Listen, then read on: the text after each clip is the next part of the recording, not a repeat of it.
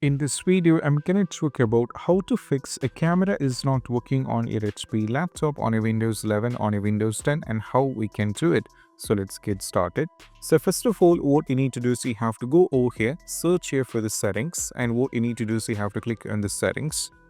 And the first and foremost step is all about just go over here in the left side for the privacy and security.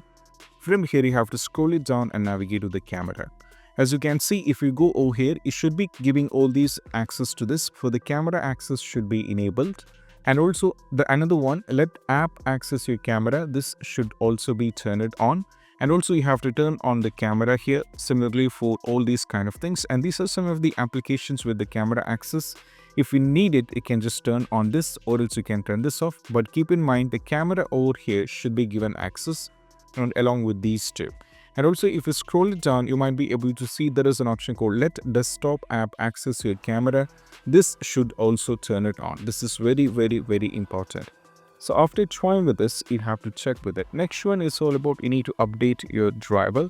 So you can just go over here, search here for device manager, and you have to click on the device and manage over here. So right now what happens is you have to expand this.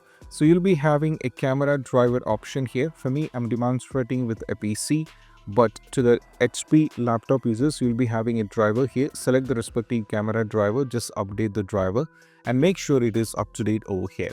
And these are the steps, and I hope this quick video is helpful. That's it. Bye.